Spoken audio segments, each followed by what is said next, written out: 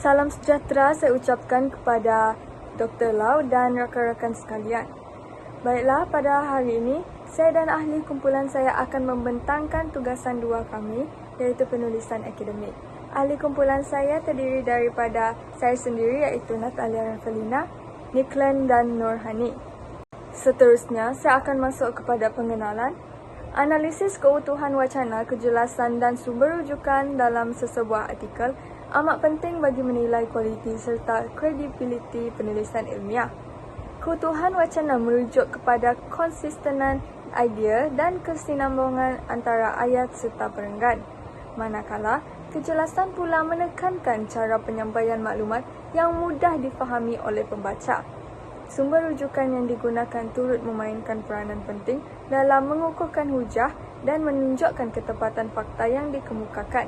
Oleh itu, melalui analisis ini, kumpulan kami akan menilai sejauh mana artikel dalam lampiran menepati tiga aspek tersebut, iaitu keutuhan wacana, kejelasan dan sumber rujukan, dengan memberikan contoh-contoh yang relevan serta menyokong dapatan menggunakan rujukan yang sahih dan terkini.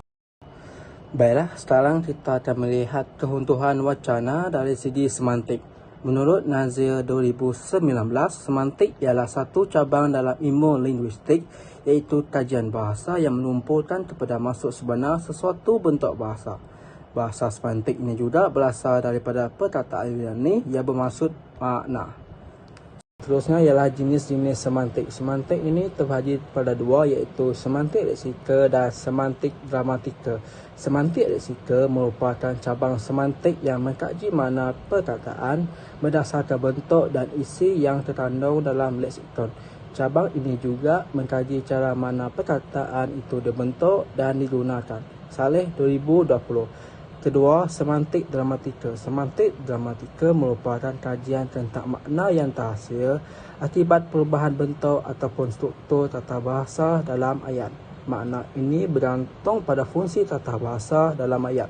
Puspita 2024. Beberapa ciri-ciri semantik leksika. Ciri semantik leksika yang pertama ialah mengutamakan makna sebenar perkataan. Semantik leksika meneliti makna literal atau makna sebenar perkataan seperti yang terdapat dalam kamus. Contoh, bunga bermaksud bahagian tumbuhan yang berwarna.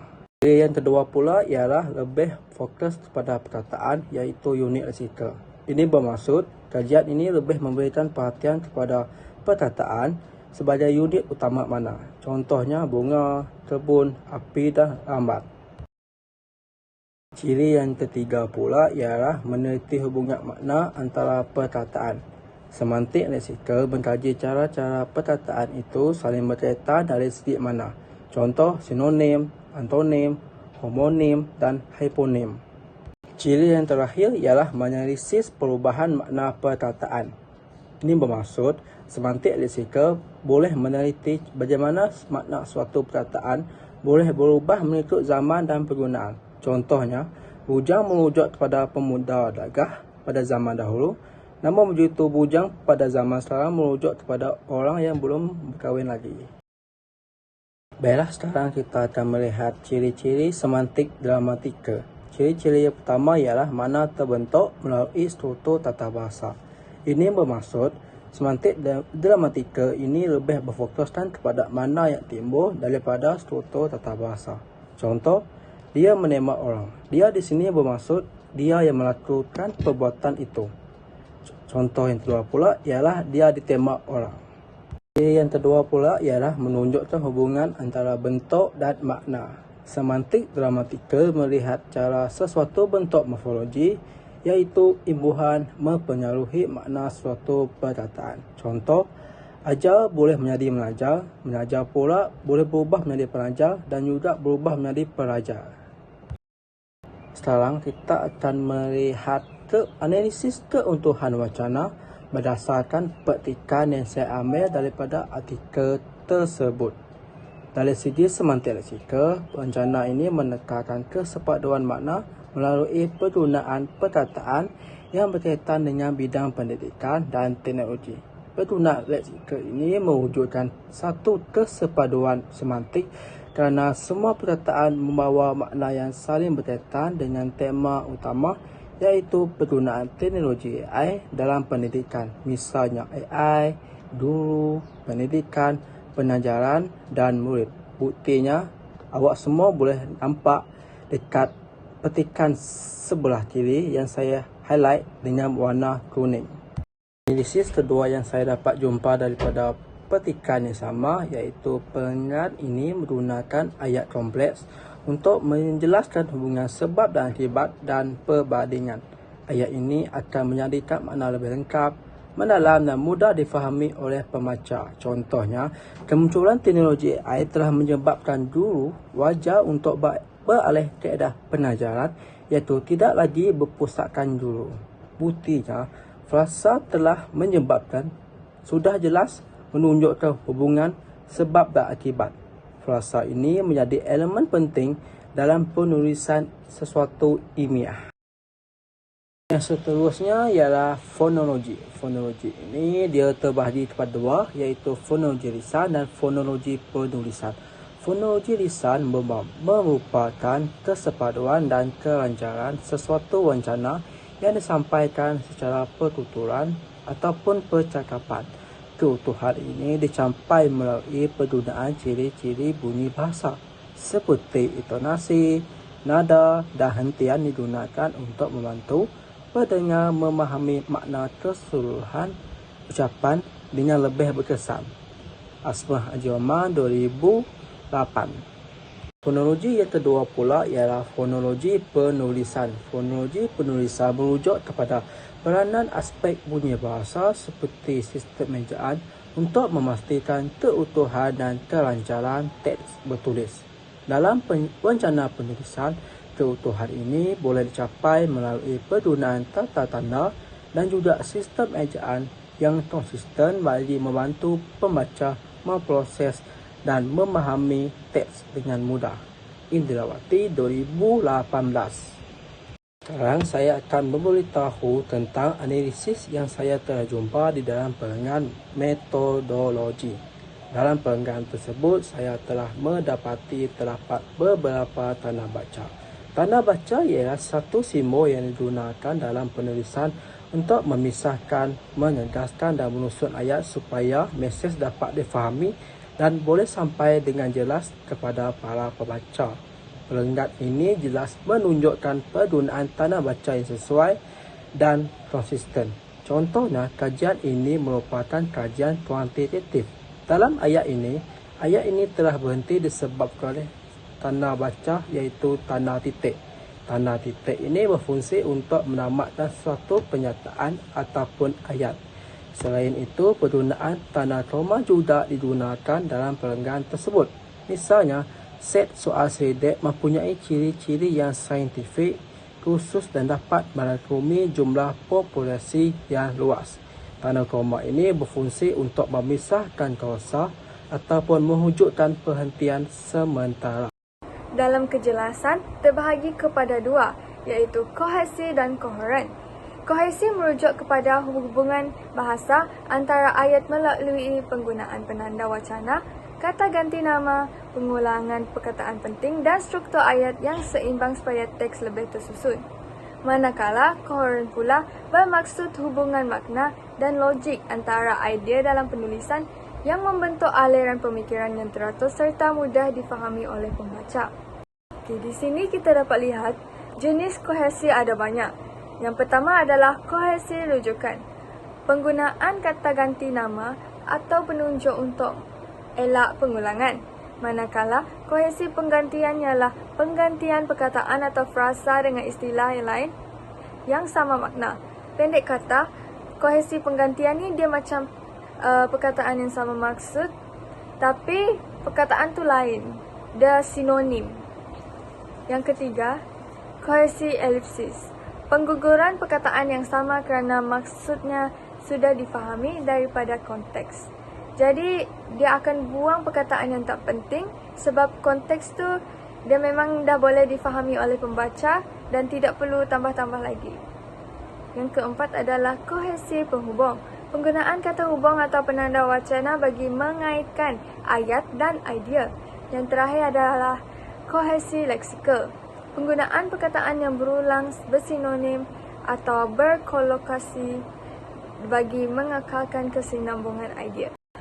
Untuk kohesi rujukan, saya mengambil bahagian artikel daripada abstrak sini. Abstrak menggunakan kohesi rujukan melalui penggunaan kata ganti nama dan penunjuk bagi mengelakkan pengulangan. Contoh, perkataan kajian ini dan dalam kajian ini digunakan berulang kali untuk merujuk kepada kajian yang sama tanpa perlu menulis semula tajuk penuh. Penggunaan bentuk rujukan menjadikan sebagai teks ini lebih ringkas dan kemas. Di sini saya telah menegaskan beberapa perkataan iaitu kajian ini dan dalam kajian ini. Seterusnya adalah kohesi penggantian. Kohesi penggantian ini saya ambil contoh daripada abstrak juga. Kohesi penggantian berlaku apabila penulis menukar perkataan yang sama makna untuk mengelakkan pengulangan berlebihan. Contohnya dalam bahagian abstrak ini, saya ambil contoh istilah kecerdasan buatan AI. Digunakan pada awal ayat dan kemudiannya diganti dengan bentuk ringkas AI sahaja. Dalam ayat-ayat seterusnya, penggantian ini mengekalkan kesinambungan makna tanpa menjejaskan kefahaman pembaca serta menjadikan penulisan ini lebih kemas dan tidak berulang. Kemudian, kohesi elipsis. Bahagian ini saya mengambil daripada bahagian kecerdasan buatan dalam pendidikan bahasa Melayu. Jadi, kohesi elipsis dalam petikan ini dapat dilihat apabila penulis menggugurkan sebahagian unsur ayat yang telah difahami daripada konteks sebelumnya.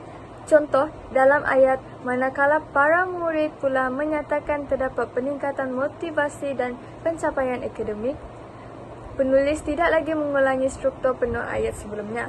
Selain itu, ayat namun cabaran tertentu perlu diatasi juga menggugurkan subjek pengkaji, menyatakan bahawa kerana maksudnya telah jelas.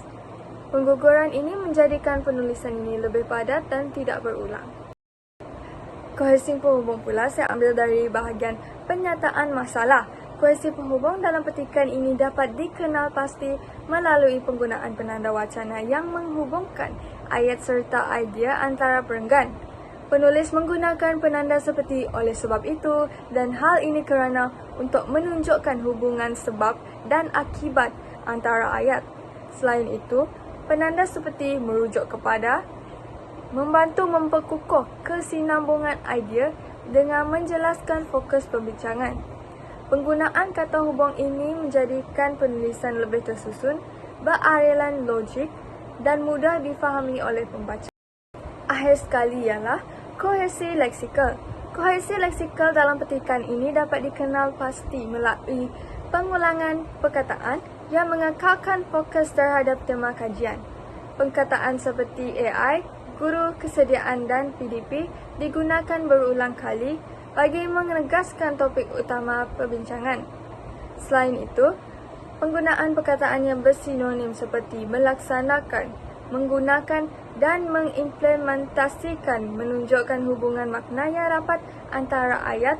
Unsur leksikal ini membantu mewujudkan kesinambungan idea dan menjadikan teks lebih padu serta konsisten dari awal hingga akhir perenggan.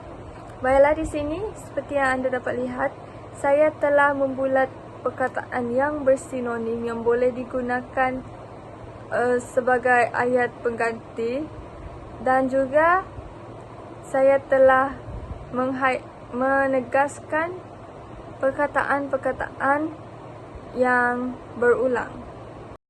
Seterusnya kita akan masuk kepada jenis koheren. Koheren ini terdiri daripada 7 jenis. Yang pertama adalah koheren sebab dan akibat yang menunjukkan hubungan antara punca dan hasil dalam sesuatu idea. Yang kedua adalah koheren perbandingan dan pententangan yang menjelaskan persamaan atau perbezaan antara dua idea atau hujah.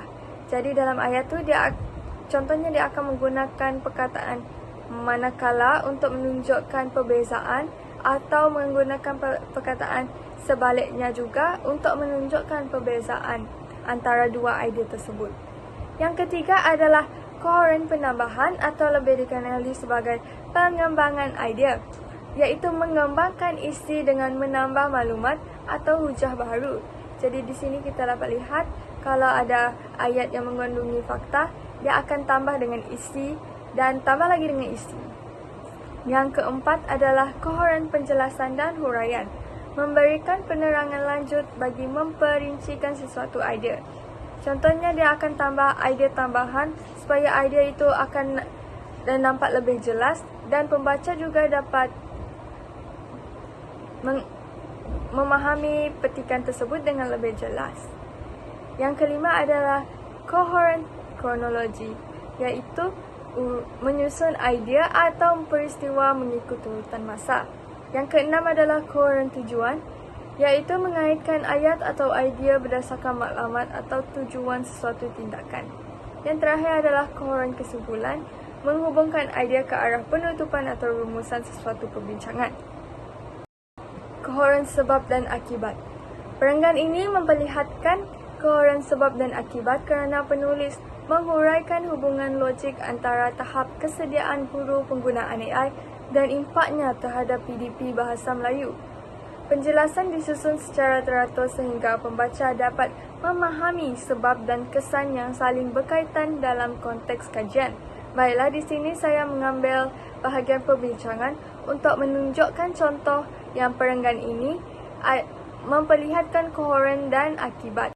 Seterusnya, kohoren perbandingan dan pertentangan. Saya mengambil bahagian daripada dapatan kajian kerana bahagian ini memang jelas sekali perenggan ini memperlihatkan kohoren perbandingan dan pertentangan. Kerana penulis mengemukakan maklumat demografi dengan membandingkan data dan menekankan dapatan penting secara tersusun dan menjadikan penerangan lebih jelas dan difahami. Selain itu, kohoren penambahan dan pengembangan idea.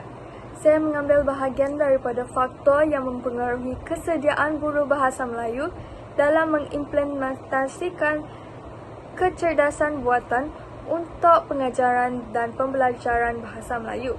Baiklah, dalam petikan ini, kohoren pengembangan idea jelas apabila penulis menghuraikan isi secara tersusun, bermula dengan faktor pengetahuan, kemahiran, diikuti dengan sokongan kajian lepas, kemudian beralih kepada faktor sokongan institusi dan rumusan akhir. Susunan ini menunjukkan kesinambungan dan hubungan logik setiap idea. Kemudian, terus kepada kohoren penjelasan dan huraian. Saya mengambil bahagian lokasi populasi dan sampel kajian dalam artikel. Perenggan ini memperlihatkan kohoren penjelasan kerana setiap ayat disusun bagi menghuraikan maklumat secara terperinci dan saling berkait antara satu sama lain. Penjelasan ini sistematik dan membantu pembaca memahami sebab pemilihan lokasi, maklumat program dan sasaran kajian dengan lebih jelas. Di samping itu, kita ada kohoren kronologi atau lebih dikenali sebagai urutan masa. Saya mengambil bahagian daripada instrumen kajian dalam artikel ini. Perenggan ini menunjukkan kohoren kronologi kerana penulis menyusun maklumat secara teratur dan berurutan mengikut proses pelaksanaan kajian. Bermula dengan kaedah pengumpulan data, diikuti dengan penerangan setiap bahagian soal selidih hingga jumlah keseluruhan item susunan ini membantu pembaca memahami perjalanan kajian dengan jelas dan teratur. Selain itu, kita ada kohoren tujuan. Baiklah, sini saya ambil kohoren tujuan dalam petikan kesimpulan. Perenggan ini memperlihatkan kohoren tujuan kerana penulis menyusun isi secara logik, iaitu dimulakan dengan kepentingan penggunaan AI dalam pendidikan, diikuti alasan dan maklumat yang ingin dicapai. Susunan ini menjadikan perbincangan lebih tersusun dan jelas dalam menggambarkan peranan AI terhadap transformasi PDP dan profesionalisme seorang guru. Akhir sekali, kohoren kesimpulan. Kohoren kesimpulan diambil dalam tajuk perbincangan dalam artikel. Baiklah, hal ini kerana penulis berjaya merumuskan keseluruhan dapatan dengan mengaitkan semula isi-isi utama yang dibincangkan sebelumnya. ayat kesimpulan. Oleh itu, dalam usaha untuk melaksanakan pendekatan atau penerapan kaedah yang baharu ke atas murid-murid, menunjukkan penulis menutup huraian dengan kesimpulan yang logik dan berkaitan dengan topik utama, iaitu kesediaan guru bahasa Melayu dalam menggunakan AI.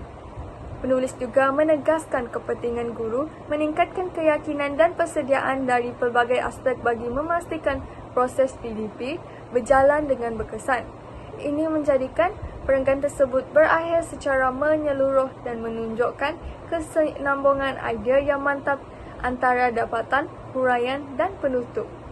Baiklah, seterusnya saya akan menyerahkan pembentangan ini kepada rakan saya yang seterusnya. Baiklah, saya Nurhani Amirah binti Wajah Hari akan menerangkan bagi sumber rujukan. Sumber rujukan merupakan asas penting dalam penulisan akademik kerana ia menjadi panduan dan sokongan kepada hujah, fakta serta analisis ilmiah. Sumber rujukan yang digunakan haruslah sahih, relevan dan berautoriti agar dapat menjamin ketepatan sesuatu penulisan. Ia juga membantu mengelakkan berlakunya plagiat, di samping memperlihatkan kemampuan penulis untuk menilai dan menggabungkan pelbagai pandangan ilmiah dengan kritis.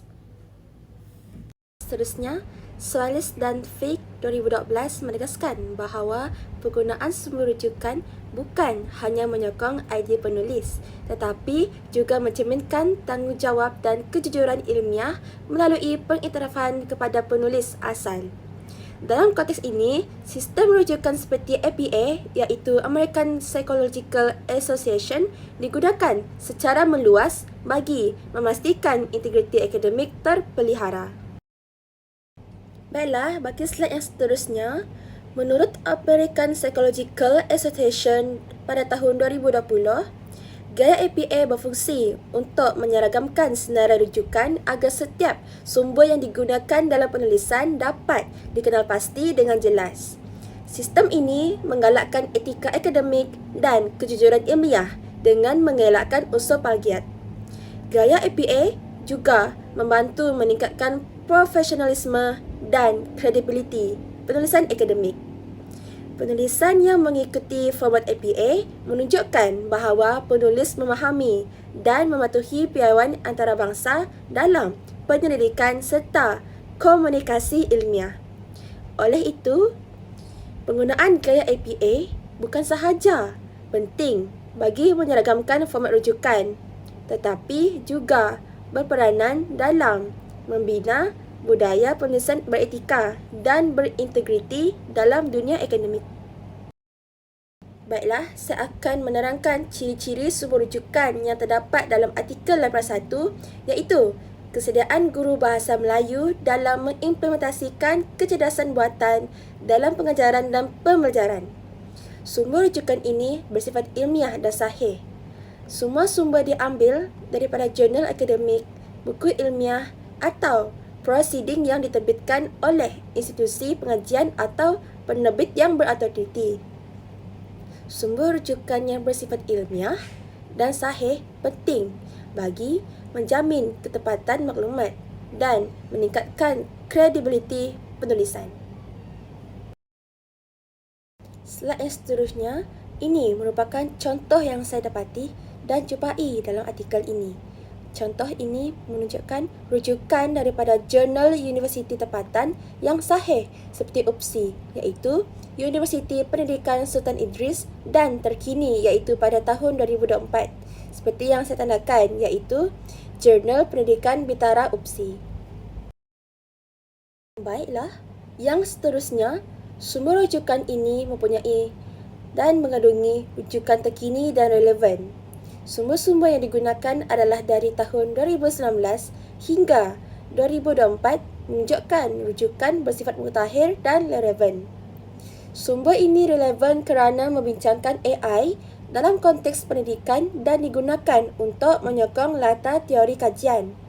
Seperti contoh yang saya tandakan ini, iaitu International Journal of Advanced Research in Education and Society.